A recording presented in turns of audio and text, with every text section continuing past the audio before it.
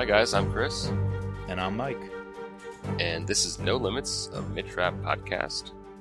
So what you cooking this week, Mike? You know me. There's only one answer, and it's pizza. Pizza, man. I'm actually making quite a few pies for my wife, Rosie, and her friends. We're going to drop them off this weekend while they're all hanging out. So, love getting the pizzas going. I got my special outdoor oven. I got a baking steel on my indoor oven. So this time I'm going to whip up some New York style pies and Roman style pan pizza. Nice. I'm gonna try out the dough recipe that you sent me this weekend. Nice. We're gonna do some homemade pizzas with Nice. the kids. Nice. Well, if you need any tips. Well, I just like pizza, good, bad, or ugly.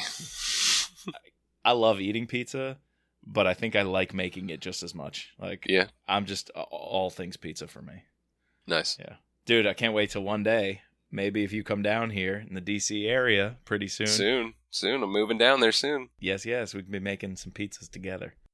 It sounds great. And making some podcasts together. We can pizza and podcast. All right, but the people don't care about that. You know what they No. should care about, though? Some good news. Tell them the great news, Mike. Great news, man. Kyle has signed a 3-book contract. He will be with us and providing all things Rapp to us That's awesome. at least through 2023. So we are set, and we have some good news to come out of 2020 for once. Some great news to come out of 2020. I mean, so well earned. The Real Book Spy broke the news yesterday, and we are grateful to hear it. I'm excited too. I was reading the report from the Real Book Spy, and Kyle really seems to say a few things that prove he's the right guy, and this is nothing new, but in his own words, he said, quote, "I see the series tracking the massive real-world geopolitical changes going on in a way that allows me to keep throwing new challenges at Mitch. The trend of countries becoming more insular and perhaps less democratic creates interesting opportunities, particularly for internal threats." Perfect. Well, I He's the mean, man for the job. definitely, yeah. I mean, you could definitely see that in Lethal Agent, that like beginning to really mimic, real world events, and then even predict. I don't think he did that on purpose, but predict real world events. But yeah, I'm excited to see Mitch getting thrown new challenges. That was one of my favorite things from Lethal Agent. So.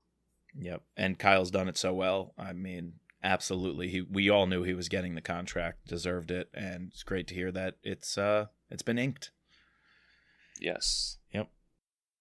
So, because we're so excited for this, new announcement, we wanted to do something special this month, and we're going to give out 2 autographed non-Rapp Kyle Mill books to honor Kyle Mill's getting a new 3-book deal. So we'll be picking and announcing the winners towards the end of the month on our August 24th podcast. So be sure to stay tuned. So we're going to do a little bit differently, whereas one of the books we're going to be giving out to anyone, people who follow us on Twitter, on our Facebook page, and it's going to be Kyle's first book ever, an autographed copy of Rising Phoenix. And this is the first book in the Mark Beeman series, and it's from 1997. Both me and Mike have read this book. I really liked it. So it's a little bit old, but it's signed copy of his first book, so that's pretty cool. Yeah, this book has a really cool premise. It was really exciting. And it's about a deadly plague that strikes America's cities. But the plague is not what you would think it is. As the book summary from KyleMills.com says, hospital ERs are jammed. Chaos reigns in the streets. Men and women are dropping like flies. Someone has taken the war on drugs into their own hands and poisoned the narcotic supply. And the most chilling of all, the majority of Americans actually approve. Mark Beeman, FBI agent, is brought in and given the thankless task of discovering who's behind the full-page ads that have suddenly appeared in newspapers across the country, giving drug addicts a simple choice: quit or die. I mean, that was a pretty exciting premise. What happens when the narcotics supply coming into the U.S. is poisoned and you can randomly die if you're addicted? Ozark, anybody? Oh, is that what it's about? I've never watched it. Oh, yeah, there's a subplot in Ozark in this latest season, but Anyways. They were reading some 1997 Kyle Mills when they wrote that screenplay.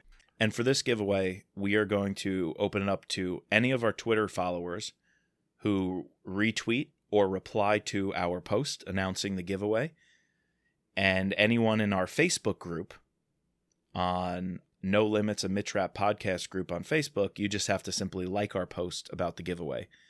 So, Chris, by the way, I don't know if you checked the Facebook group. We have 99 members.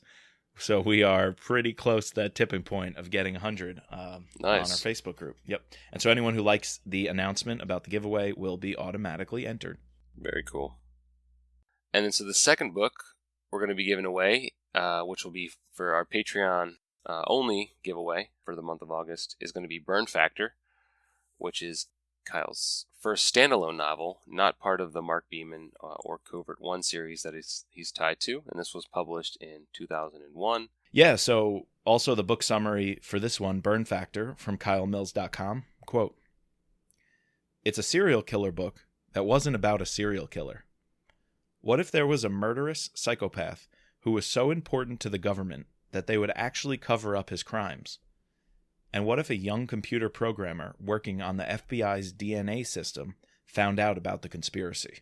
Ooh, I got to read that one. Yeah, Kyle's first standalone novel. Haven't read that yet. Yeah, and this giveaway is going to be for our Patreon supporters only. We are so happy you guys are still with us, and thank you for your patronage. You are the reason why we are able to make this a weekly podcast and commit to 4 episodes a month. So thank you, thank you, thank you, thank you. Yes, speaking of Patreons, we got to welcome our newest special agent, Peggy G, who you can find on Twitter at blue_unicorn28. And this is kind of exciting because she's tuning us all the way from Germany. Nice. So we're international here at this podcast. I think we also have a listener from Australia. Philippines. Now we have one for Germany, Philippines, New Zealand, yes. India.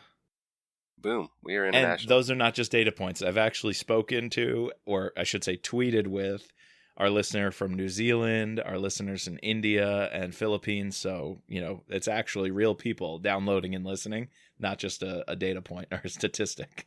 Nice. Yeah. And so your Mitrap Pod bookmark and sticker, they're in the mail. And who knows how long international shipping's taken, but you should get those soon. I wonder if Customs is, commandeering any Mitrap Pod swag, trying to get through the mail. Kind of like a Carvel ice cream cake. Yeah, they're a long story, but yeah, they're holding up my ice cream cake to a friend. Who ships ice cream internationally during a pandemic? Mark Beeman. Mark Beeman's going to be knocking on your door. It's got some anthrax in it or something. I don't know. Did you poison the Carvel ice cream supply in the global food industry? I wanted to pull a halabi, I guess. Right, so we want to say a big thank you to all the listeners, and you too can join this elite group, become a special agent of the show, just like Peggy G, Catherine C, Ray M, Jeff P, just by clicking that little orange support us button on Patreon. And that's on our mitrappod.com. Yeah, and so today, let's get into it. We are bringing to you the second half of our summary of Lethal Agent, the most recent novel by Kyle Mills, his 5th and the 18th in the Mitrap series. This is such an action-packed book. Our summary went a little long, so we broke it into 2 parts. And then after this week, we're bringing you part 3 next week, which is where Chris and I will share a thematic and topical discussion, as well as our final ratings and review of the book. Right.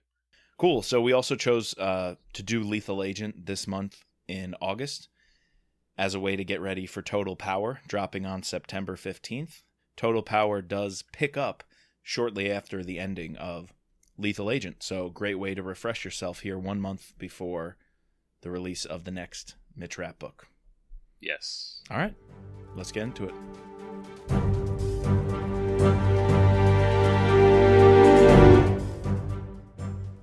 And so the book, I think at this point, really takes a hard pivot to a new concept, and we start finding out more about the drug cartels and how this story is going to shift from Yemen and the Middle East very quickly to Mexico.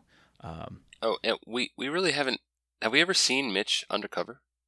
Undercover like this, where he's like full blown. I mean, there is that scene where he goes into Iraq and he's like undercover as a turned ISIS fighter.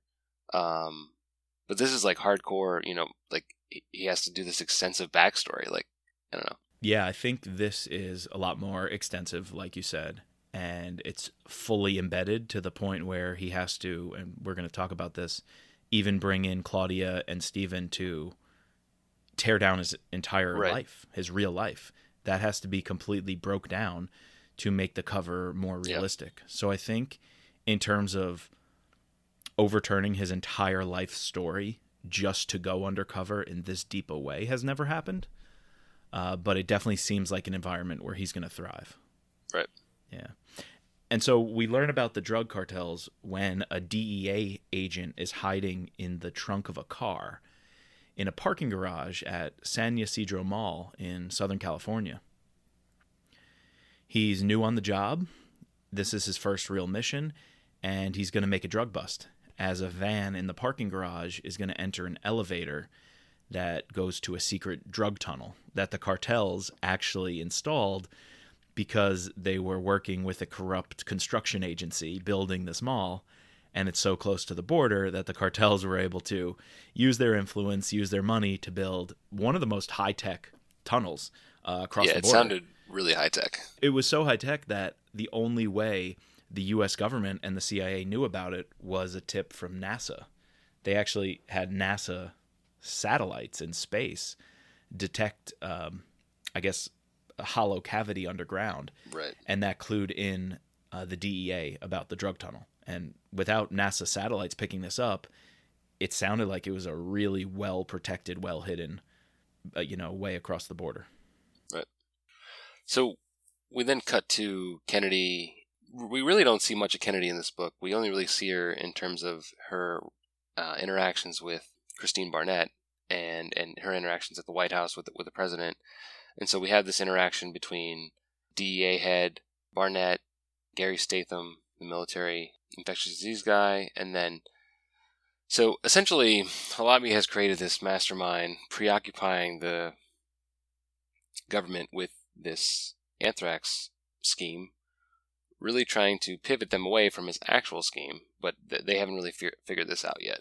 But Irene has a suspicion here. This is again proving how smart Irene is. She has a suspicion here that something is up with this anthrax production, and this is not the real thing. He's trying to instill fear. She doesn't quite know what the end game is, but she knows that the anthrax is not the end game here. Yeah, and she deduces that because of Statham's analysis of an anthrax attack and how it's so low in numbers, right. And the chatter they're seeing and what Halabi is capable of doesn't match. Maybe I think they estimate a couple of hundred deaths, or maybe 100 deaths at most, because anthrax isn't really airborne on its own. You need a vehicle through which to push it, and it's still very hard to make sure the people around ingest it. I think maybe you would know more, but because it's heavy, and so it would settle and not stay airborne. No, I think like it also has to do with you have to make sure it gets into the the best case scenario your respiratory system. Yeah, to put it into a ventilation system. Yep. But you also need people, because anthrax we have medicines to quickly combat this, so you need people to just be not diligent and go to their doctors and it could be easily diagnosed, and more easily treated if we're at the ready. And since we already know about this happening, because Halabi has produced the propaganda videos saying that he's making anthrax, Kennedy thinks something's fishy, because automatically Halabi would know we would just ramp up production of the drug, to combat its effects. And, so because Kennedy figures this out, she actually hopes Alexander will do something more aggressive to stop Halabi, thinking that something else is on the table. But being the election year, that's a theme throughout the book. Yes. Alexander is short on political capital. He doesn't want any fireworks going off. He actually agrees with Barnett and wants to rein in Rapp. He wants to say, Mitch, let's not have a firestorm. Let's let the DEA do their job. Let's let the CIA official employees and network do their job.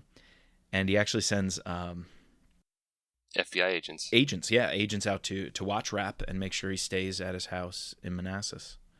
Until they find out that in that tunnel, the DEA agent who caught the drug cartels moving a shipment was actually transporting anthrax. And we got lucky, right? They do a random test on the drug samples just to do a chemical analysis, and they happen to prick the bag of anthrax stuck in the middle of the shipment. And boom, there we go. It has to be all in now. The anthrax was almost shipped across the border, and a hesitant Alexander and a curious Kennedy agree that Rapp should be brought in. And this is kind of cool.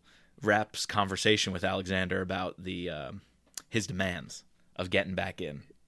Yeah, I thought, one, it's interesting because right before this, he's having this argument with Claudia, and it's about this long-standing argument. Like, we just did the third book in the series, or the second book in the series, right? The third option, and he wants to get out. Now we're in book 19 of the series, or 18 of the series, sorry.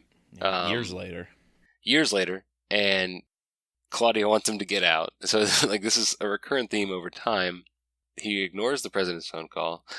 FBI agent comes and says, answer the phone call. It's the president. He answers it and says, well, what do you want? Claudia's like, he doesn't want your fucking job. I think Claudia's argument, though, is shaped a little differently now because with he served his time.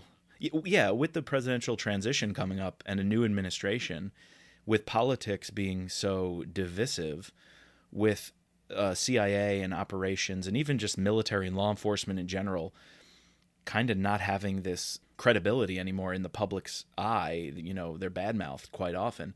Claudia saying, Mitch, you gave your time to America, but it's going to be a different America that doesn't value what you did anymore. Right. And so we might as well get out to my house I have in South Africa before that America turns on you. And that's an interesting conversation, a different way Claudia phrases it this time.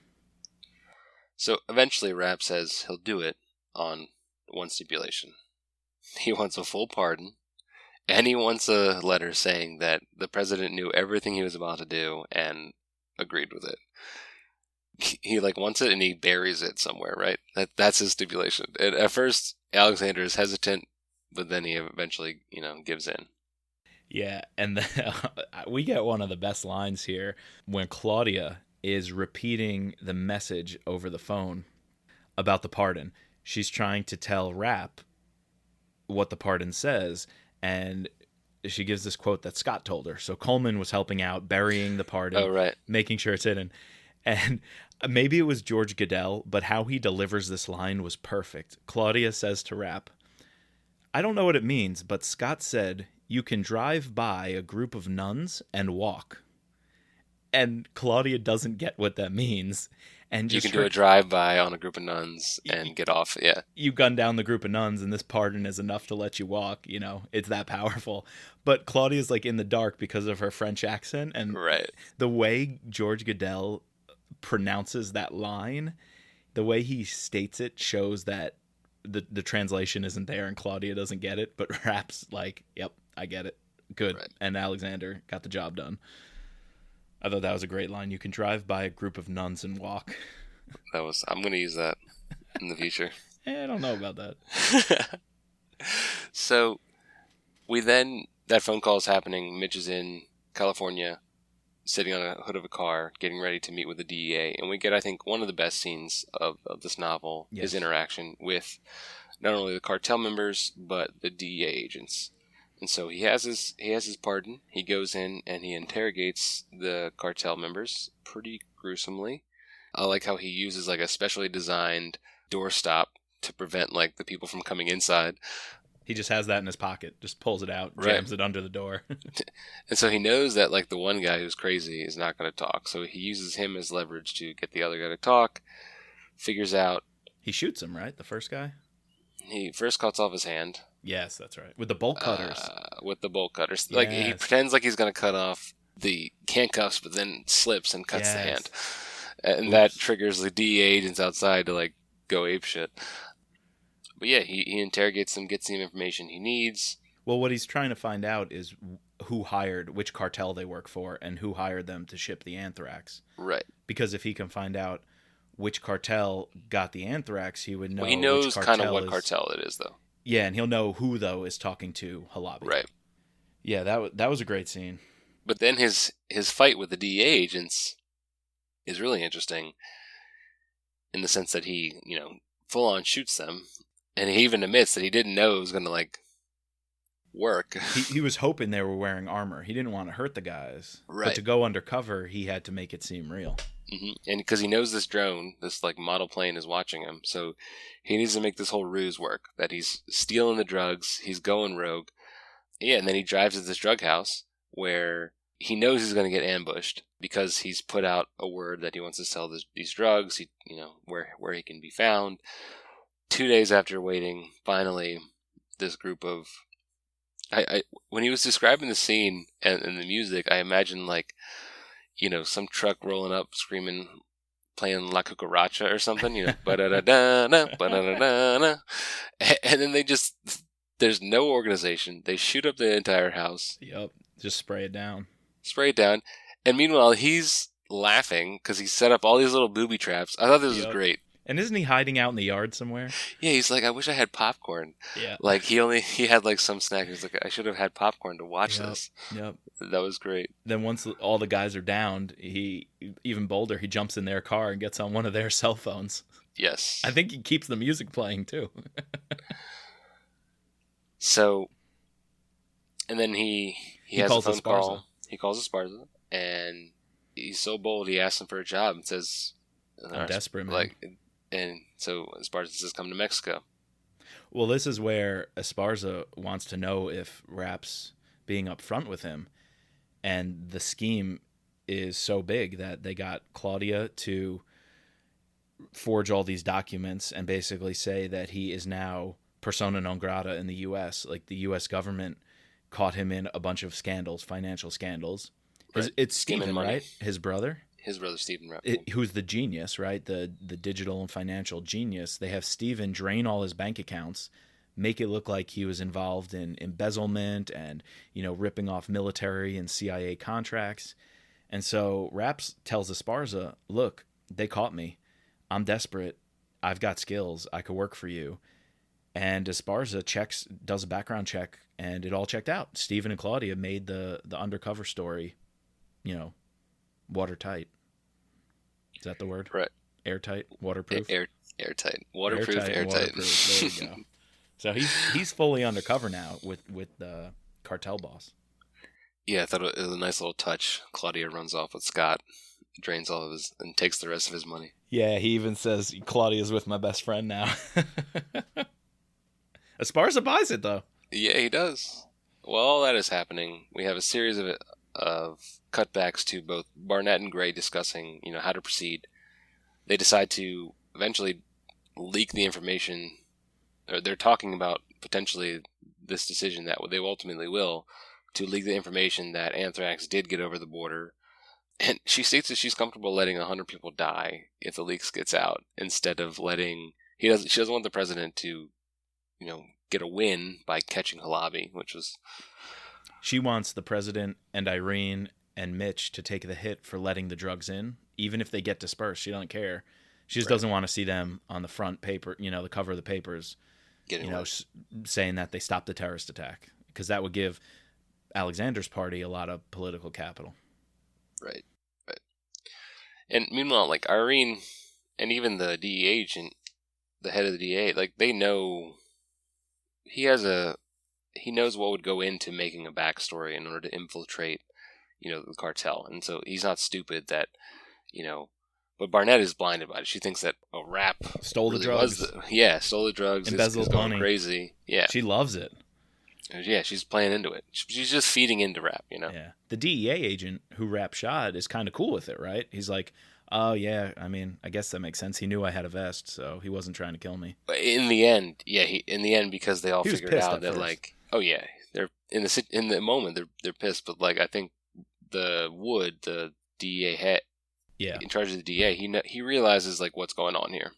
And so it's then right after this we get Halabi letting us in on, like, we're finally learning that he did, he saved one survivor from the clinic, and that he's going to use this highly infectious Jars disease to smuggle people in through Mexico. He expresses all of this, the death toll that can wipe out large cities, and then the vast economic fallout, which in present times is, we're not getting the death toll, but we are getting the economic fallout. So yes, we are.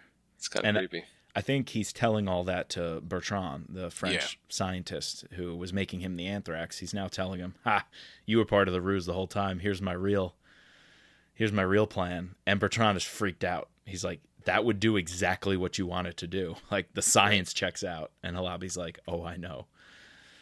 Yeah. But now I think my favorite part of the book, and perhaps one of the most memorable scenes in all of Rapp, comes now that he's in Mexico.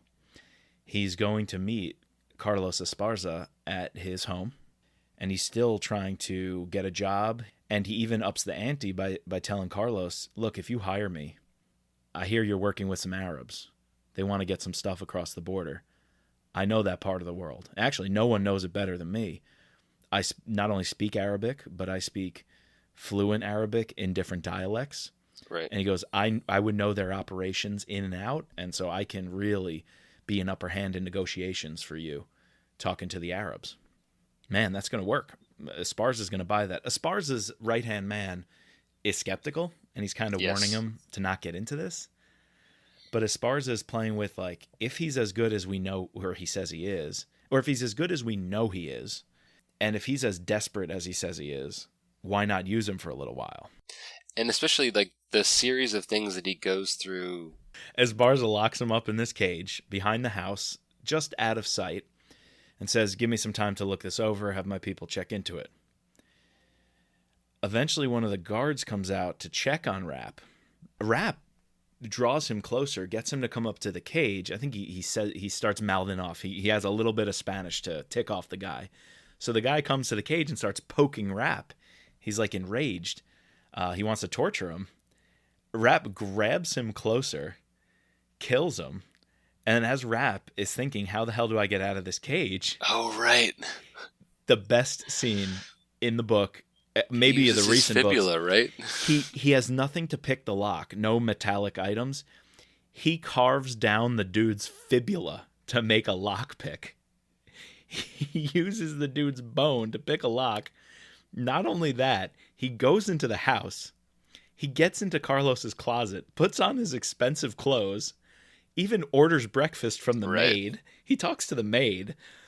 And then he sits down on the balcony with Esparza. And the woman brings him his food.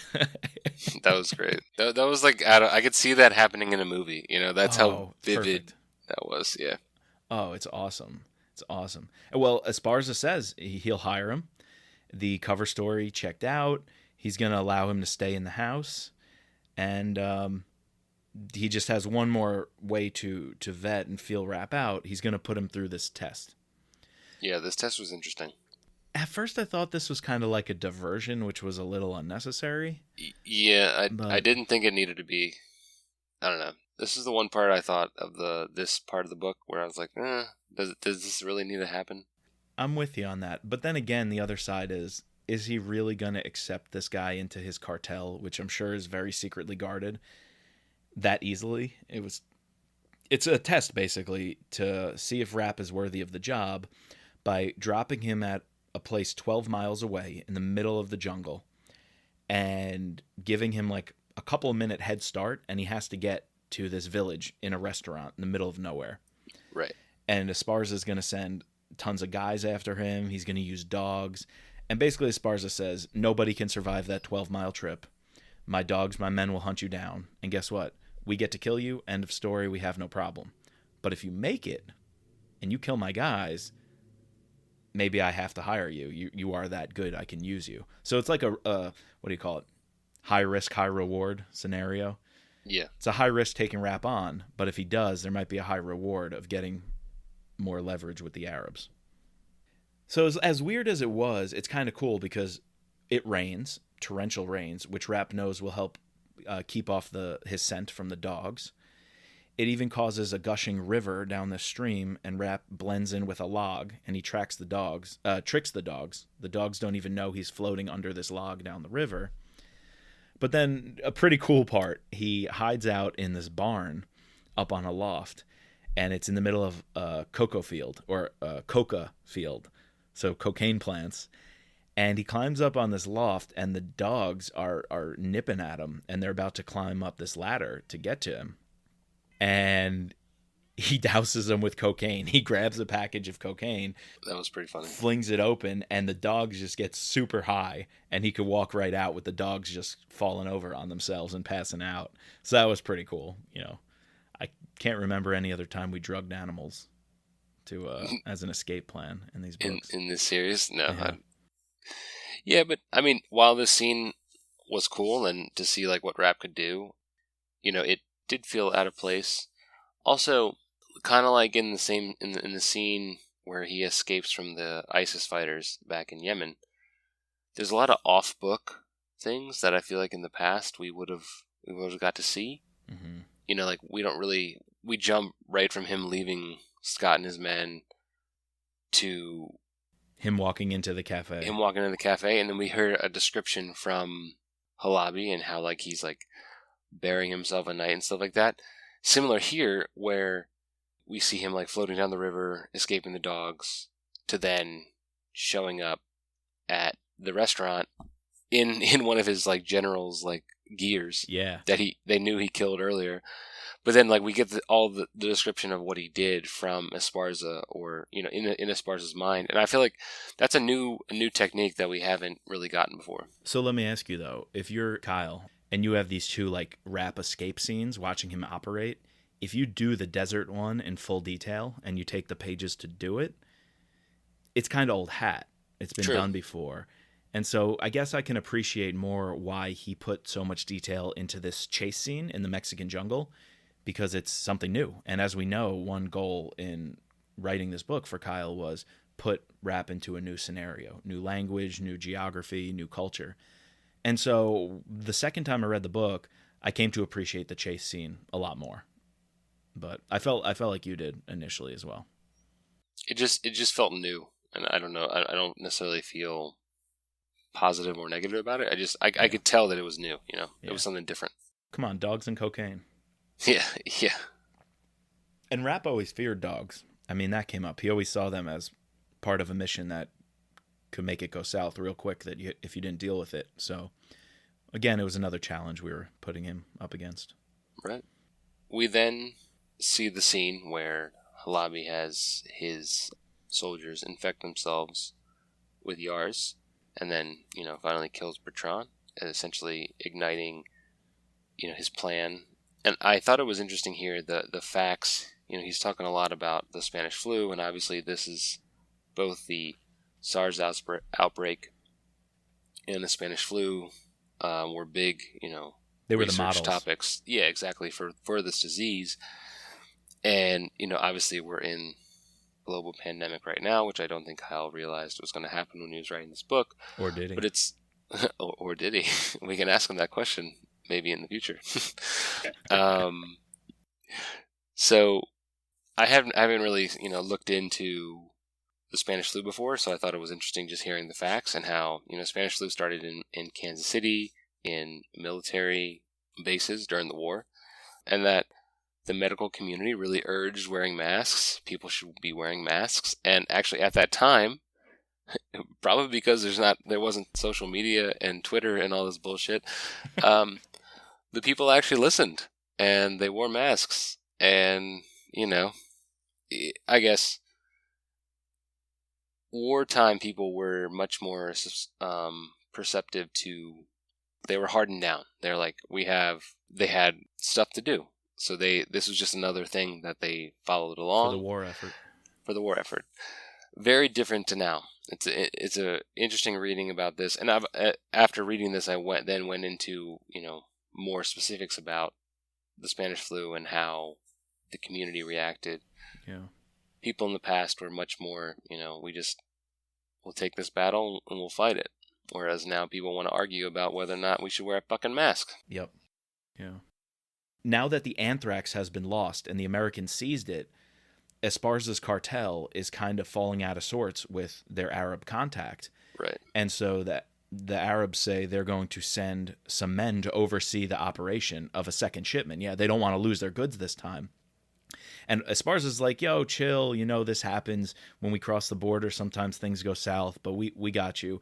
It's the price of doing business. You're going to lose some goods. Little does he know they lost anthrax, and now the American government is onto them. But when Rapp sees the guys come into the barn, this is where the story really picks up. He's watching them, I think, offload from a truck and go into a barn where they're going to stay overnight. And the contact, who's Mohammed Atia, tells Esparza, keep your men 20 yards away. No one goes near them. They can't use the house. They can't use the facilities. Totally stay away. And Rapp is looking at these people, and he's like, they're sick. They don't look like operators. They are not going to be involved in drug operations. He's like, who the hell are these people? Something's fishy. And it clicks to him. And then you kind of get, when I was reading it or listening to George Goodell, and when he read it, it got the sense of like Rapp was scared there for a moment. You know, like he's like, oh shit. Most things Rapp can deal with, and he's not. I've never really seen Rapp scared, but in this moment, he's like, fuck. Yep. This is bad. Some bad shit. He was in Yemen too, so he got all the briefings from Statham about how important their PPE was and how they couldn't touch or interact in any way in this Yemeni village. And now he's seeing these infected people in the heart of Mexico, and he's like, oh crap. He understands what could happen. Yeah. He understands what can happen, and he goes to investigate in this barn, and he's like jerry-rigging some protective equipment so he's not going to breathe anything. But he enters the barn, and they're all gone. And he starts smelling smoke. He's like, what the hell is happening? The story really ramps up here. I don't know if you felt that way, but this thing picks up pace. I felt like the last, third to a little bit less than a third of the book, it read really fast. It did. So from this point, we get Rapp. He's trying to figure out that where these people are going, trying to get to this information to Irene.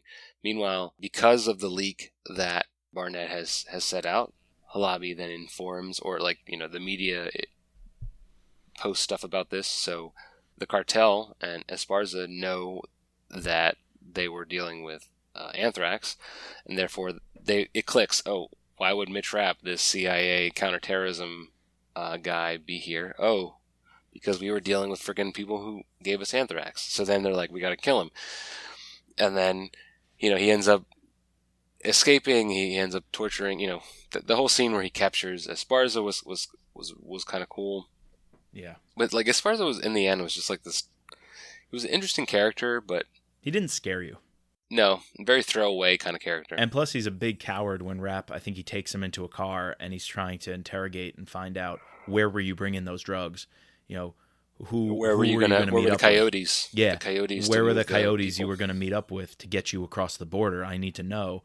Esparza basically cowers out, and Rapp hits the road. And man, now we get to, this might be my second favorite scene of the book for sure. Yeah, my second favorite scene. Yep. The ending really picks up where it's this race to the border. So you have the infected terrorists in a truck driven by their point guy, Mohammed Atia. He's hoping to meet up with the coyotes who will know how to cross the border. Rapp is trying to chase them, and he's calling in backup now. So he brings in the crew. Coleman gets all the boys on board. Irene is giving a little bit of what she can in support, but Scott basically rounds up a helicopter, and Bruno McGraw comes in.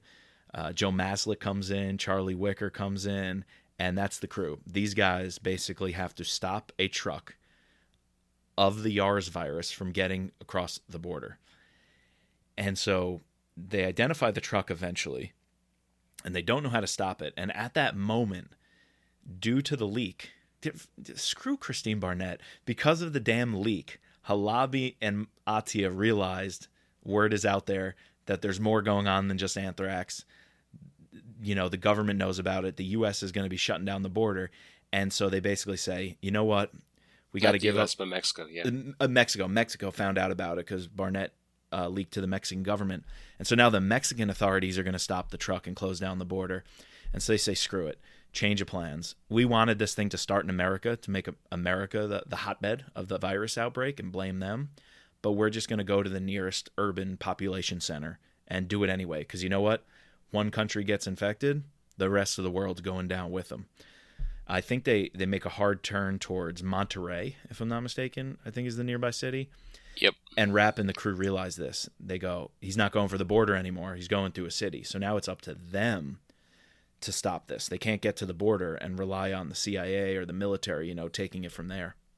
Or, excuse me, Customs and Border Patrol taking it from there. Man, this is an awesome scene.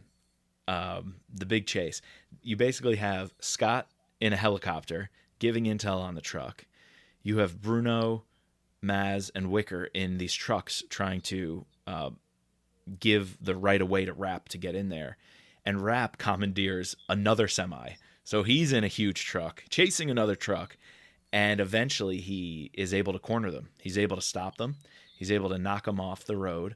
Statham warns, don't tip that truck. Even Rapp is like, bring in a military strike. Irene, can you get authorization? No. Can you strike them?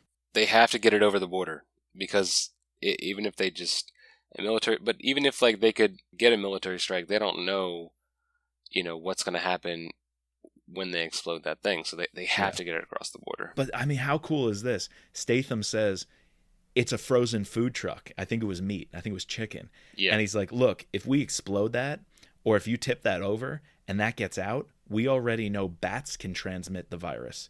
What wild animals are going to pick up bits of the chicken meat and the scraps of blood? We don't know if that's infected. Right. And so if you had all these birds picking at this meat and any human carcasses also that and the blood, this virus could spread just as badly as if it was human-to-human contact. And so Statham's like, we got to get that truck into the U.S. and quarantine it. Right. And so Rapp basically kills Atia, gets his blood all over him, and has to go into the driver's seat and basically take control of this truck. He takes some antibiotics real quick. Even though he knows they'll do nothing. I guess that's like a placebo, right? He's just trying to placate himself. He pops those antibiotics a few times, like, God, please let this work. I guess he's really like helpless at that point, Like we've never seen him with a disease, something on the micro level that can stop Rapp. And he knows this is going to do it. I just have to complete the mission here and now. I think it's really cool that he just does it. He realizes that he could die. There's like a 50% chance of dying from this disease. I think that's what they say, or it might even be higher. But yeah. He goes into it, and he went into the barn to burn it down. He also, before that, meanwhile, he puts anthrax down the drain. That's right. Using, some preliminary PPE bullshit, Then he goes to the barn, and then he goes into Atia and, gets all of his blood on him, and then goes into the truck, and then drives it over the border. Yeah. Statham and his guys come in, lock it down, and, then we cut to Rapp in the hospital. Coleman and the boys do some cool stuff. I think they have one of them ram a couple of cop cars out of the way. Because the federales are onto them, and the Mexican law enforcement heard about this leak from the Barnett camp and is trying to stop it themselves. Another one, I think somebody Maslick maybe takes an RPG and blows up a cop car to clear the way. And so Rapp's weaving between these different blown up and rammed cop. I think two cop cars are facing each other, and he puts the truck between them and drives forward and backward to nudge these trucks wide enough to let Rapp drive through. So pretty cool stuff. And then he busts through the border. That was a cool scene. Yeah. I just love that action. That was nonstop for 100 pages or so. Yeah, that was probably, besides I really like the DA scene and him beginning to go undercover, but I really enjoyed the ending. Once Atia gets to Esparza's house, then it just nonstop action. Yep. So the truck is stopped on the safe side. They put a bubble over it. 100% quarantine, but there's one infected person, Rapp. Right. We finish with Rapp. We see him at the hospital at Fort Detrick, Maryland, which is where they do all the crazy infectious disease stuff. There's some really crazy stuff that if you read about Fort Detrick, Maryland, that has gone on there. Did you knew about this beforehand? Because I had no idea. Yeah, one of my friends from Catholic, her dad is a PhD doctor there. Wow. Okay. They do a bunch of experimental stuff for the military. Wow. It would make sense that they put Rapp there in quarantine. Oh, yeah. Yeah. Do they collaborate with NIH or other parts of the government, or is it purely a DoD operation? I imagine they probably collaborate with the CDC. CDC, yeah, that's right. I know, like, at Fort Detrick, there's only, like, 3 strains of smallpox, like, frozen in the world. They have them? One's in Russia, one's in Atlanta, and then one's at Fort Detrick, yeah. Okay.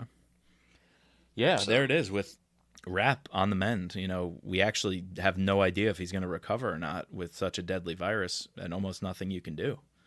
So, yeah. Oh, and when they were doing the chase scene, he got on a phone call long enough to keep Halabi on the line, and they were able to trace the call back at the CIA. He was pretending the signal was going in and out. He was trying to pretend he was Muhammad Atia, and they got a trace on Halabi, who was hiding out in a new cave system in Somalia. Right. And that's going to be important because our friend Coleman, he finishes the job. Did you like that ending? I did. I wanted Rapp to kill him, but it was nice to see Scott get back in the action, especially because the last couple books, Scott got injured, has been out of the game, and now he gets the big kill at the end. I love seeing Scott do that, and he informed Rapp by going to his hospital bed outside the glass, holding up a picture of Halabi's face blown open, and said, "Don't worry, Mitch. I told him it was from you." I was wondering about Barnett and how she would pay the price, because we came full circle with Coleman closing the loop on Halabi because Rapp couldn't. I was wondering, are we going to have to wait till the next book to find out, one, does Rapp recover? Right. I thought that would have been a bold move to not let us know. And 2, does Barnett stay in the game, or does she get found out? And does she still have a shot at the election? Well, the epilogue brings it to a nice close for us. Yep. With Rapp showing up in her house, even though it's heavily guarded as a presidential candidate by Secret Service. Rapp, of course, knows them all, and they know him. And he gets inside the house, and he's sitting there waiting for Barnett, and he has a tape. He got a tape recording from Chief of Staff Gray showing how batshit crazy she was, how she went off the deep end, and more importantly, how she leaked national security details that to the Mexicans that could have interfered with national security and stopping either an anthrax attack and or a pandemic. Because of that, Rapp says, you only have one option. If you stay alive, I play the tape, and you spend the rest of your life knowing I'm out there and going to get you. So Rapp tosses her a bottle of pills and says, you know what to do. Take the easy way out. And she said they went down rather easily. And we end our book. That's it. Pretty good book. That was a good one. Right. I like that. I liked it. So what are we going to do next episode, Chris? Right. So if you want to join us for our next episode, we're going to wrap up our discussion on Lethal Agent by digging into some key themes that we liked about this book, get into our winners and losers, as well as give you our final rating, and find out, what we thought of this 18th installation in the series, and how it holds up against the rest of the books. As always, please subscribe, rate, and review us using your favorite podcasting platform. You can find us online at mitchrappod.com or using our Twitter handle at mitchrappod. And as always, just let Mitch be Mitch.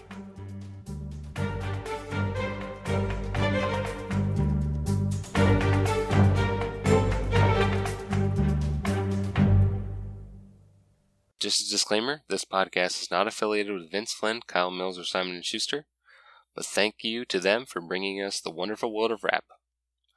And the music soundtrack is Guerrilla Tactics by Raphael Crooks.